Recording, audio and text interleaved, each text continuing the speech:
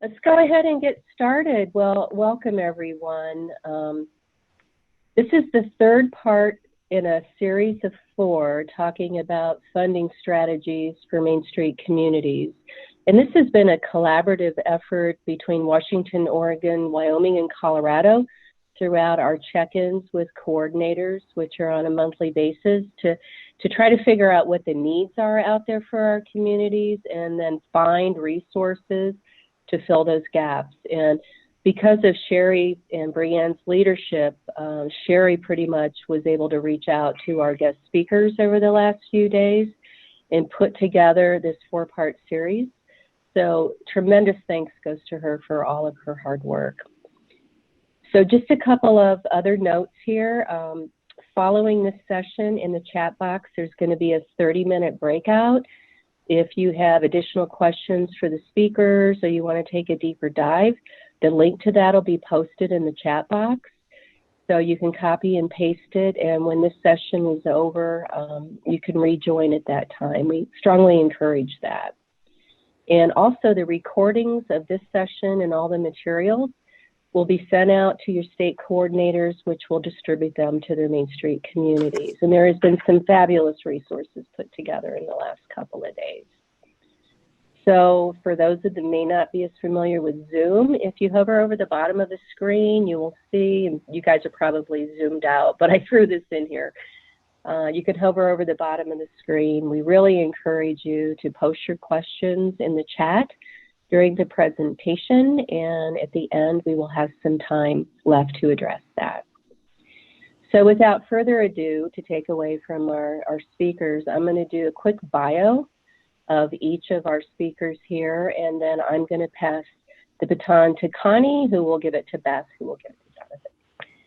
So Ms. Connie Kincaid has served as the Small Business Manager for Alexander County Economic Development in North Carolina since 2018. Prior to working with the county, she served 12 years as the Executive Director of Hickory Downtown Development, administering the accredited North Carolina Main Street program for that town. Connie is one of 4 North Carolina Main Street managers certified by the National Trust for Historic Preservation. Connie currently serves as Treasurer for the North Carolina Downtown Development Association as well. Her 30-year career, she has served in 7 cities and 3 states. So what a plethora of information here. She is very proud of the accomplishments she's experienced in the commercial districts while implementing the proven Main Street 4-point approach. So thank you, Connie, for joining us. I will pass the baton as soon as I introduce Beth Duke. Beth is the Executive Director of Center City of Amarillo, in a Texas Main Street community. In 2019, she received the Founders Award from the Texas Historical Commission for Community Heritage Development and was named Amarillo Woman of the Year. She joined Center City in 2005 after retiring as city editor from the Amarillo Globe News. She is also the co-author of a college textbook titled A Woman's Place, Management. She has served on boards including the Amarillo College Foundation, the Amarillo Area Foundation, and the High Plains Food Bank. She also graduated with honors from Baylor University. And last but certainly not least is Jonathan Irick. Jonathan was born and raised in Lawrence, South Carolina. He loves his hometown. His parents owned and operated 2 small businesses there, and he worked for 14 years as an independent jewelry store located in the downtown square. In 2006, he was hired as the Executive Director for Main Street Lawrence, where he is currently working to preserve downtown through economic development, fun placemaking, beautification projects while engaging the community and key stakeholders. He has completed numerous certificates here. I'll just name a few of them. The South Carolina Economic Development School Certificate Program, Main Street America Institute Leadership Development Certification, Community Transformation Certificate Program as well. And he received the Main Street America Revitalization Professional Credential in 2019. He enjoys living where he does. He and his wife enjoy numerous activities, and they are so supportive of downtown economic development and vitality. So without me speaking anymore at this point, I am going to pass the baton to Connie and stop sharing my screen. Thank you.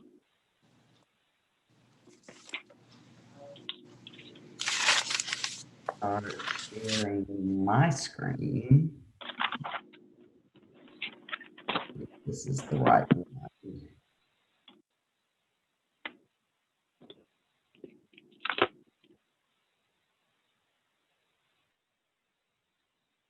Can you see my screen? Yes. I don't see it. Okay. So, hello everyone. Deciding the right funding model and identifying funding sources are the most challenging tasks for any nonprofit professional.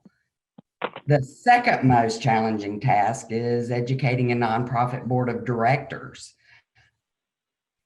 Most board members operate for-profit businesses. While all business owners are familiar with business plans, they're not all well-versed in funding models, which are typically the foundation of nonprofit revenue streams. Running a nonprofit is generally more complicated than running a comparable sized for-profit business. For-profit businesses find ways to create value for a customer, which generally translates into a source of revenue. And when a nonprofit finds a way to create value for a beneficiary, it hasn't necessarily identified an economic engine. A business plan incorporates choices about cost structure and value proposition. A funding model focuses only on innovative ways of generating revenue. So nonprofit professionals are really in two businesses, one that relates to program activities and the other that relates to raising operational costs. The Bridgespan Group defines a funding model as a methodical approach to building a reliable revenue base that will support an organization's core programs and services.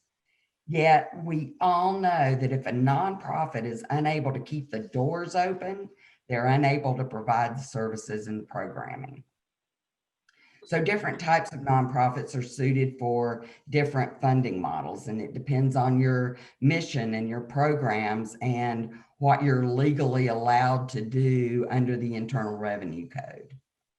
There are more than 30 types of nonprofits in the US tax code, and fundraising options are dictated by that tax status. The competition for raising money is becoming more difficult every year. You know, in the early 1970s, there were less than 400,000 nonprofits in the US. Today, in 2020, there are more than 1.5 million nonprofits across the country. So it's harder and harder to raise the money. Most nonprofit organizations with the purpose of downtown development are listed as 501c3s, C4s, or C6s. And foundations generally give to nonprofits that are C3 status as their donations become tax deductible. So it's very important to consider what your mission is when you're selecting your funding model. And the first thing you need is a plan. The organization's mission and vision are the foundation of attracting your funding sources. That old adage, plan the work and work the plan, is never more relevant. Assess and evaluate what you're already doing. Are your funding sources realistically aligned with your mission, with your vision, with your values? Did they deliver a good return on your investment? What about moving away from some sources which cost more to solicit than the amount of revenue retained? Data is your best friend. Just as you collect statistics for the Main Street America accreditation program, it's important to collect statistics for your fundraising efforts. Use your KPIs, your key performance indicators, or your SMART objectives. They're a type of performance measurement, and they are quantifiable, outcome-based data used to measure if you're on track and meeting your goals. Explore funding ideas. Think outside the box, get creative. There is no better time than a pandemic to get creative. But once you have all these brilliant ideas, it's important to narrow your focus and set funding models that are sustainable, replicable, and feasible. A well-defined funding model will help your organization better position itself to attract funds, to ensure long-term stability, and to increase your impact. As an example, a nonprofit leader may determine they have this handful of funding sources derived from, say, 50% government and foundation grants, 25% event revenues and corporate sponsorships, 15% membership dues, 5% selling goods and services, and 5% in receiving in-kind donations. Again, you need to match your funding sources with your regulatory definition of your nonprofit. So let's delve into this hypothetical funding model. The grants. Municipal grants are the most prominent for nonprofit downtown development organizations, since the city will benefit the most from the advancement of the core commercial district and the subsequent increase in tax revenues. Again, use your data. Show municipal leaders that every nickel they invest will generate $1 in return. Promote the economic development aspect of your organization when dealing with municipal leaders. They want to see the numbers.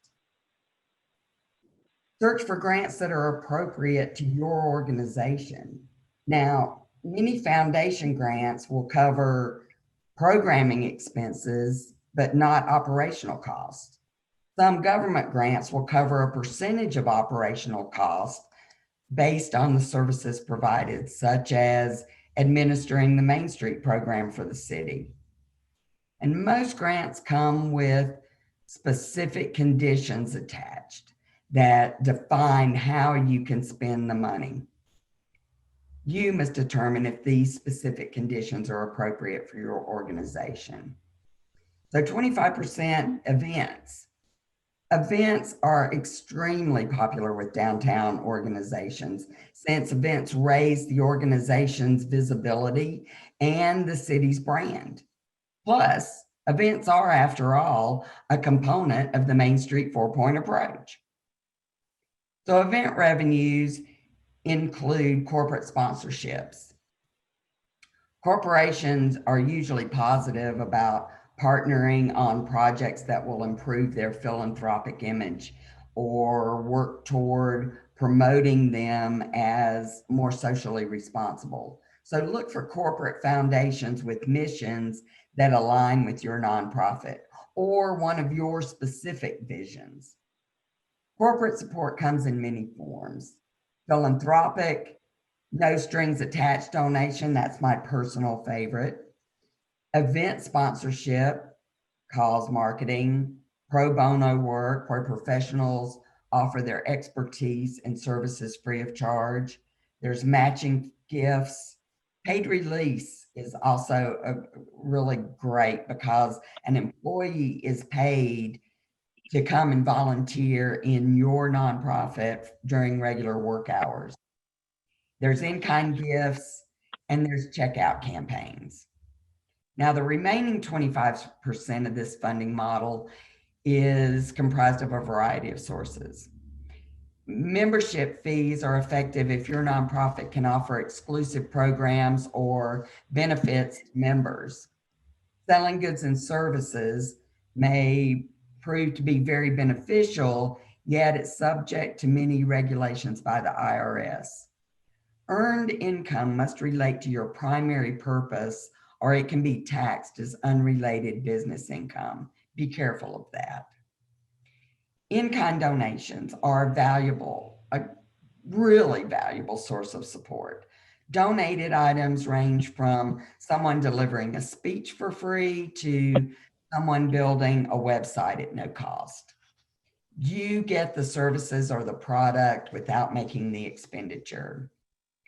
Now, when the economic climate takes a turn, many nonprofit leaders seek money wherever they can get it, causing their organization to veer off course. This is a mistake. During tough times, it's even more important to be disciplined about the way we raise money, because during the same tough times, philanthropists are becoming more discerning about their nonprofit investing. It is ever important for nonprofit leaders to match their programs and their monetary needs with the goals of their nonprofit sponsors or foundations or the local government's long-range plan. So during pandemic conditions, it's become apparent to all of us that creating virtual fundraising strategies is very important. Those online donations matched with offline solicitations. And the best results usually combine both traditional and modern fundraising techniques. Crowdfunding has become a common type of donation-based revenue. The story is what fuels a crowdfunding campaign. So tell a kick-ass story.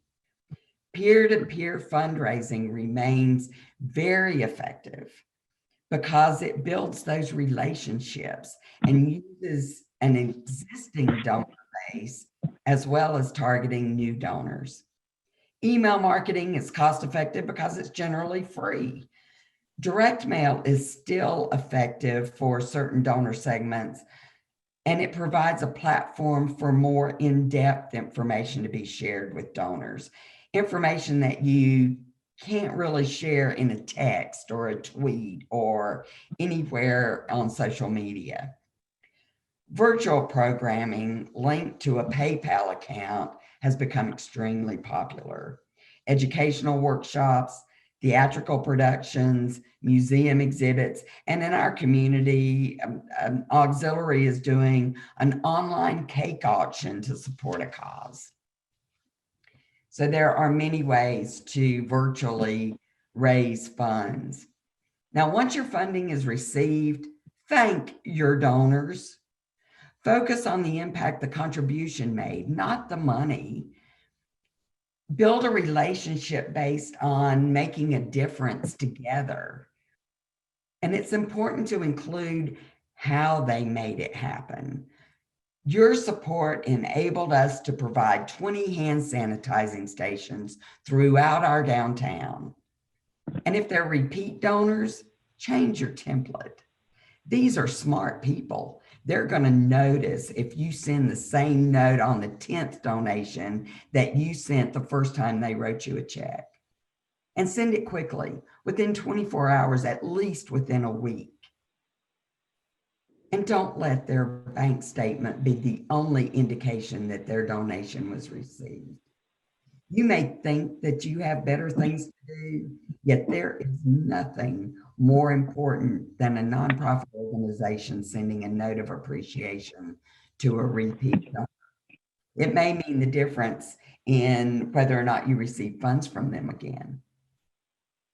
In conclusion, opinions vary on what the ideal nonprofit funding model is. It's generally a good practice to utilize several diverse funding sources to achieve sustainability. And when it comes to securing funds for your organization, always be sure to have a plan in place. Invest in relationships with your donors, whether they're individuals, foundations, corporations, or government entities. Nonprofits are only as strong as their partnerships.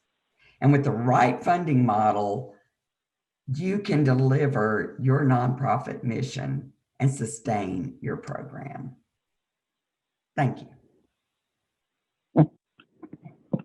Well, thank you, Connie. Next, we're going to hear from Miss Beth Duke. Hi, good morning. Maybe it's morning where you are. I think we're across at least 3 or 4 time zones. I want to thank Connie. Connie did an amazing job. I will tell you, when I made the switch from retiring from a daily newspaper to moving to our nonprofit Main Street organization, I spent almost $2,000 in a semester at our community college, and Connie wrapped it up in a neat package. So be sure you go back and read her slides, because you got a real bargain today. And thank you, Connie, for that overview. I'd like to tell you a little geography so you'll get an idea of where Amarillo, Texas is. We are in the panhandle of Texas, and we are the largest Texas city along historic Route 66. So maybe that tells you where we are. We feel like we're the crossroads of America on Route 66, and we'd welcome you to come and see all the great things that are happening in Amarillo, Texas. I want to tell you a couple of things about my program to keep it in context. Center City is an urban program. We serve a historic downtown in a city of about 200,000. Unlike some other programs, we're not a branch of city government. Instead, we are a private, independent nonprofit.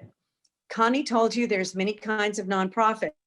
Well, the founders of Center City back in 1996 were brilliant, because they organized us as a 501c3 and a 501c6.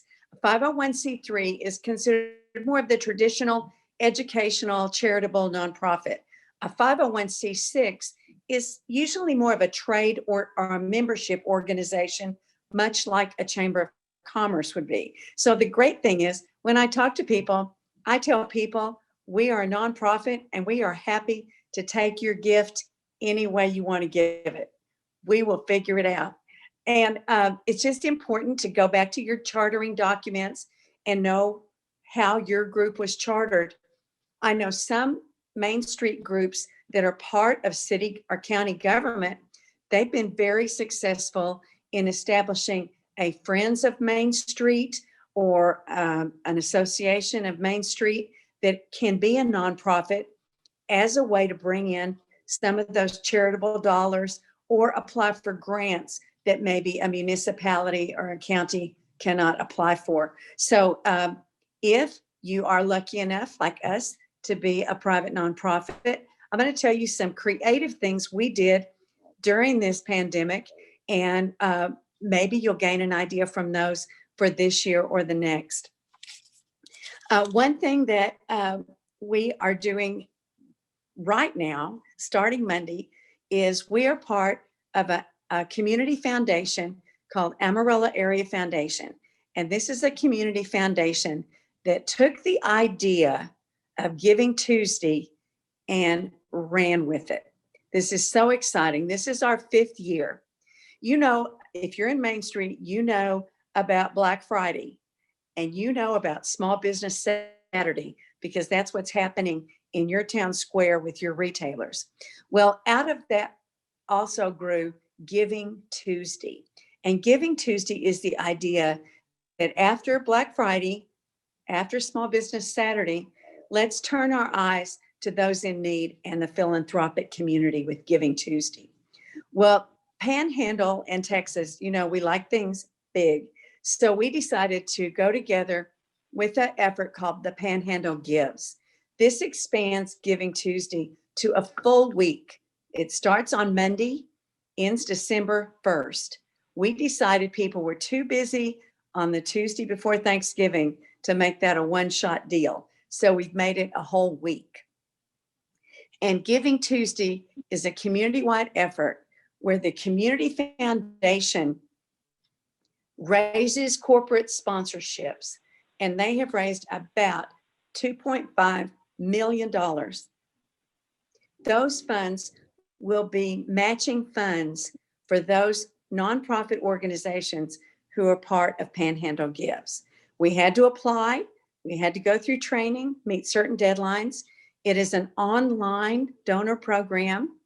It includes a peer-to-peer fundraising, and we are using it in conjunction with our annual membership drive to amplify those dollars. Last year, by participating in Panhandle Gives through our community foundation, for every dollar we raised, the return on investment was an additional 30%. So all of a sudden, our $10,000 grew to almost 14. And it was fun to be part of a bigger organization, almost like a United Way, but using the donor platform and capturing those Giving Tuesday dollars. And now 138 nonprofits participate. And we are proud to be part of this because we need people to know that these great events, historic preservation, it doesn't happen by itself. It takes money. And that's one thing Panhandle Gives is doing for us. It's expanded our reach, expanded our social media platforms, and it's also amplified the dollars we would have raised otherwise.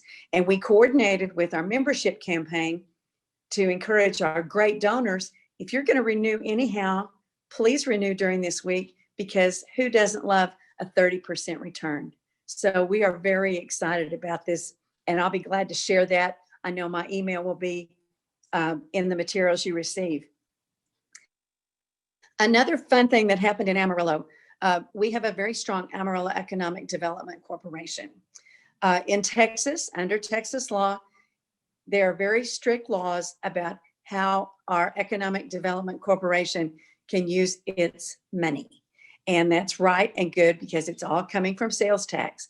So our EDC could not really make grants to these small existing retailers. And that's what drives Main Street economy. They came up with such a creative campaign called Amarillo is Open. And Amarillo is Open came about because the Amarillo EDC found a way to make these little existing businesses retail marketing partners. So they are now marketing partners of EDC. This is all they had to do. They had to sign up. They had to furnish a W-9 form. They had to apply, and they had to have a storefront. This did not include home-based businesses. And what happened was, if you applied for this $5,000 grant, no strings attached. Remember, that's what Connie says she loves the best, no strings attached. All you had to do was agree to make 5 social media posts and put their sign in your window. Well, 5 social media posts for $5,000, I'll do it. And my assistant and I got on the phone and we called every little restaurant, every food truck, every little boutique, every little retailer. And some of them, as you can imagine, if you've been in Main Street long, were a little too busy.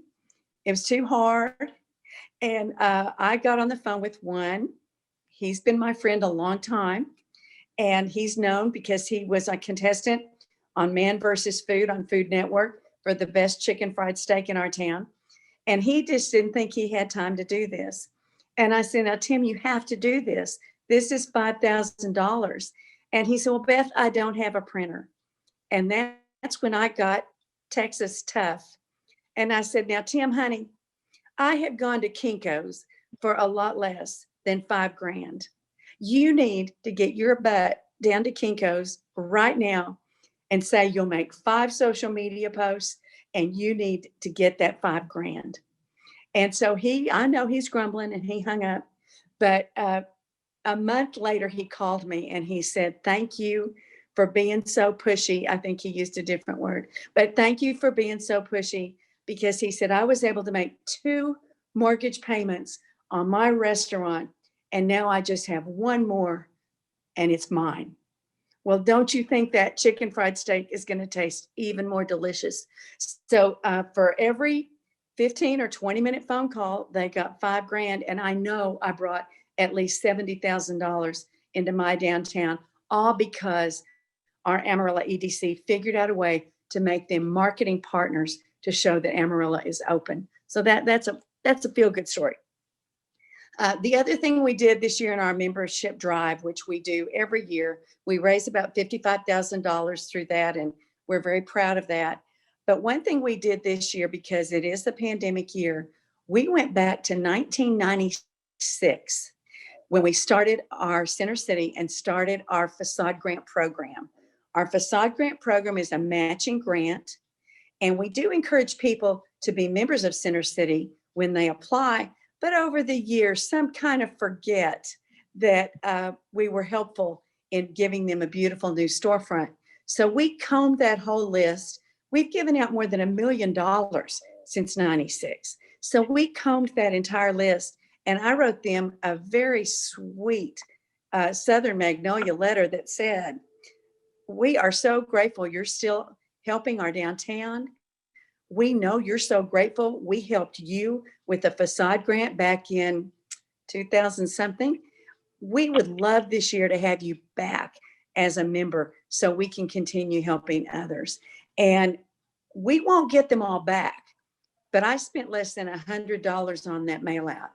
If I get even one at $300 membership, I've made my profit. I've made my money. And in the mail the past 2 days, I'll tell you, I've already received $1,200. That makes a happy Texan. So I just wanted to tell you about some things we're doing. We are trying to be cheerful. We're trying not to be desperate. We know, we've been to enough seminars. We all know Maslow's hierarchy of needs, and that is food and shelter, because so many people in our communities are hurting. One other thing we did during pandemic, I had to cancel my summer concert series. Well, instead of whining about that, we loaned our tables and tents and chairs to the local food distributors so they could do their food drives every Sunday and hand out 6 and 8, and the last one, 11,000 pounds of food.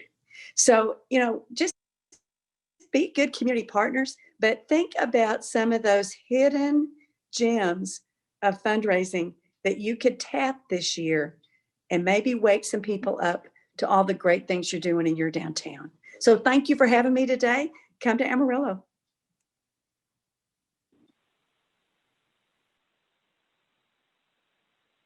Jonathan, you want to unmute, and you're up next. Yes. So I want to thank everybody for the opportunity to share a little bit about what we're doing here in Lawrence. Lawrence is located directly between Columbia, our state capital, and Greenville, which I'm sure most everybody has heard of, Greenville, South Carolina. We are right in the middle of those two communities. And so we are at a prime location. Our city has a population of just a little less than 9,000 people in the city. And our organization was formed in 1996. Things really took off with the organization, though, starting in 2000 when the former Main Street director was hired. She was fresh out of college, had great, fresh ideas as she was coming in. I think it also helped that she was an outsider. As it was mentioned with my bio, I was born and raised here, and I was excited to see somebody from outside come in with some fresh ideas for our community. So in 2000, they actually worked with the city to set us up as a business improvement district. And that worked for a while. We were, the problem that we ran into with that, though, was that the city was not, as a nonprofit organization, we're a 501c3.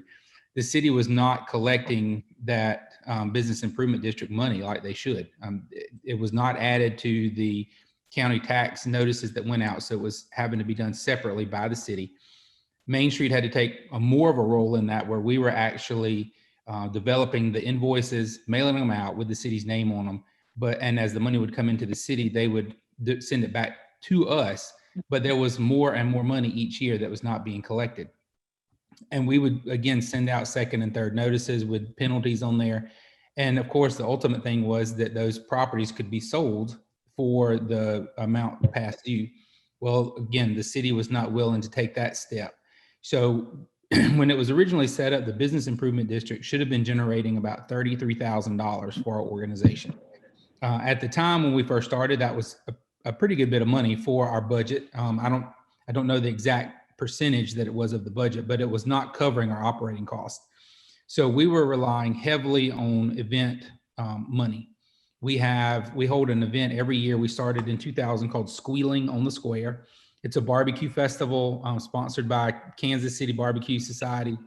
It's the largest event in the county, and it was our largest fundraiser. And so between the Business Improvement District and that event, that's what we were using for our operating costs. Well, I started as the Main Street Writer in 2006. We continued on, the event continued growing, it was really popular.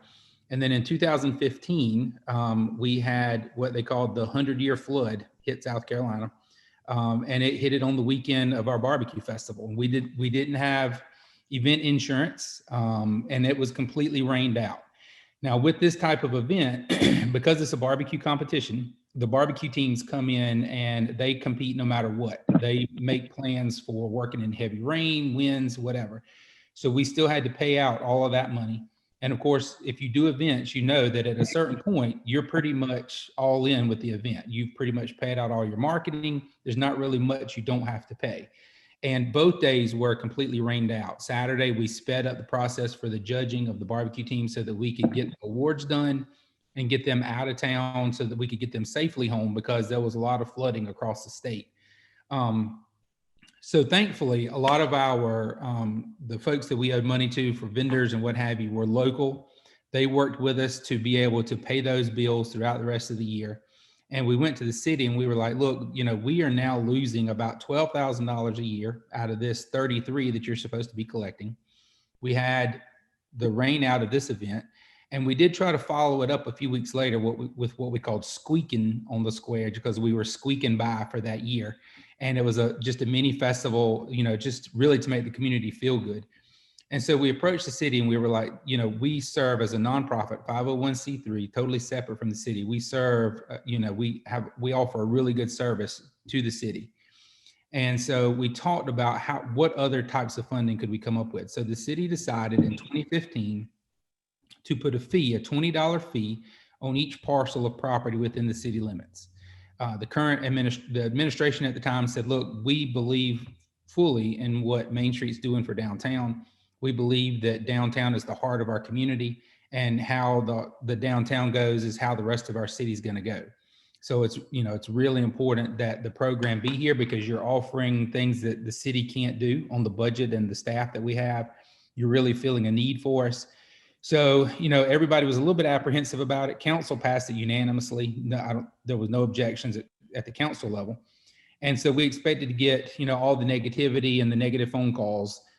We as an organization received no phone calls. The city received 2. And after they explained how the money was going to be used, those 2 people were on board with it. So that $20 fee that they put on generates now about $62,000 to $68,000 a year for us currently. So that's a huge relief for us as an organization. That's about 30% of our budget now, but we know that all of our operating costs are covered with that fee. So if we do happen to have a rained out event or what have you, then, you know, our organization is still going to be here, still going to be continuing to work with our businesses. We did have a few people after that fee was put in that came to us and didn't want to participate in some of our events where we might be charging like $5 to purchase a mug or whatever. They were like, we're already paying our $20 fee. And I told one gentleman, I said, look, I'll give you your $20 back so that you don't have to complain anymore about our events. He since has joined Main Street as a supporter and actually makes a donation to us every year as well. About that same, a couple of years later, after the fee was put in, the city now allows us to come to their budget planning process, and we are allowed to ask for other funding through the hospitality funds that the city collects, which is something that we've never really had a seat at that table, and we're super excited and appreciative of it. Again, we typically get an additional $30,000 to $40,000 a year for these special projects. And those projects can include advertising for the city and downtown. We get $5,000 that goes into what we call our economic enhancement account, which is where we fund facade grants and other economic enhancement committee events. We get a little bit for some event sponsorship, and then other placemaking projects that we may be doing. So again, a huge shout out to the city of Lawrence for understanding how important our organization is. So now we have our memberships or supports is about a little bit less than 10% of our budget. We have corporate partners where we've gone to some of our corporate organizations here, and they give us between $10,000 and $15,000 a year. That's about 10% of our budget. And then that city fee is about 30%, and the rest comes from in-kind donations and events. So we feel like we're in a much better position as an organization. And it was something that, again, did not cause any heartache or complaints from the community. So this fee is in place for 10 years. So we've got about 5 more years of that. And then we'll go back to the city. That's why it's important. I know at the state level, we as Main Street managers sometimes complain because we have to do those statistics and turn them into our state coordinators. But those statistics are hugely important. I mean, at the end of another 5 years, when we go back to the city to extend this, you know, we've got to be able to prove that the money they paid into Main Street organization was worth it.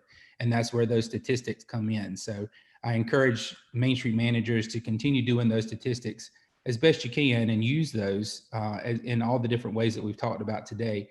And consider talking to your city about it. I know right now during pandemic may not be the best time, but it's certainly something to consider in the future as a different type of funding. So if anybody has any questions, I know my contact information will be included, and you guys can reach out to me anytime as well.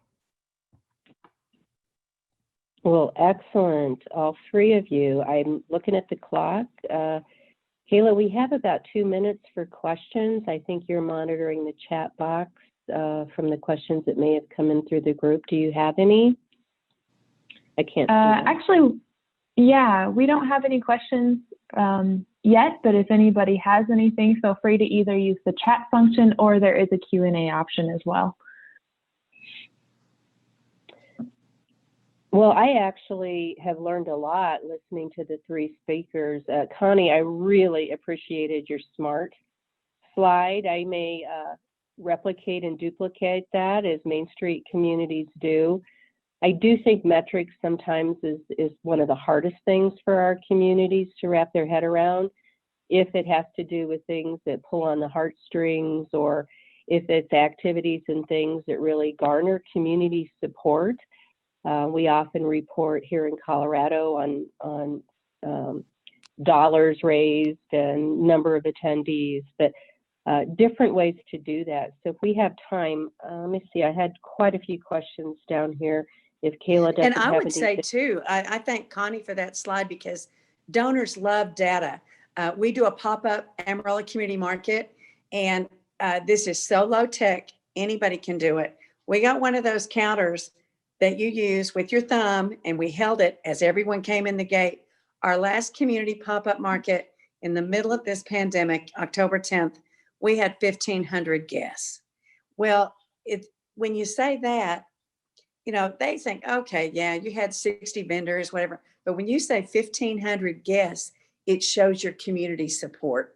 And those thumb counters, I think we got them 3 for $12. Best investment all summer, because we could actually tell our donors how many people they served. And everybody wants more data. We may not be numbers people, but we're all going to be numbers people if we're going to raise funds. This is true. It's very important. And I have to send out a salute to the North Carolina state coordinator, Liz Parham.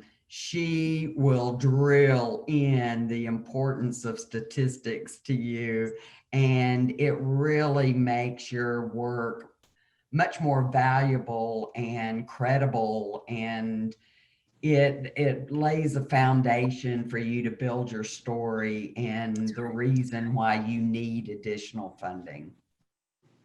So thank you, Liz. Well, Kayla, do you want folks to hop off? Do you have any other short questions that may have come in? I don't have any questions showing up on my end, but just to point all our attendees to the chat box, there is a link for the discussion. Zoom link if you want to participate there. As soon as we sign off here, we'll be logging on there. So everybody is welcome to join. Well, perfect. I'll just throw another comment out for Jonathan. I thought it was really creative, and another takeaway I'm going to have is the $20 fee that you guys charge to your business community. It's small enough that folks, you didn't get any repercussions from that. So a few of our nonprofits here in town, I'm going to ask them to try to entertain that conversation, because most of them do not charge membership fees. When and it would really. That $20 is not just on the businesses. That is on every parcel of property within the city. Every parcel of property. And that's Yep. added to our tax notice that we get now from the county. And so the city Perfect. also just announced a new housing development between 130 and 139 new homes to be built. So again, we're going to get that additional money in the next 2 to 3 years. Plus we've got 2 more housing developments that are looking at Lawrence that are going to bring in possibly 300 houses each. So again, that's more additional $20 per house that's built. So we can see a little bit of an increase over the next 2 or 3 years for sure. Thank you for sharing that. So I see we're at 11:48. I think, Kayla, if that's okay, maybe we let folks sign up here, and those that can join into the deeper dive conversation for 30 minutes. Connie, Beth, Jonathan, thank you so much for sharing your experiences, your knowledge to all of the communities that are here today. And I appreciate what Main Street does. And thanks again to Wyoming, Colorado, Washington, and Oregon. Absolutely wonderful partnership here. So with that, copy in the chat box. And thank you. I didn't get to ask the rest of my questions, but we'll take a rain check. Talk to you later.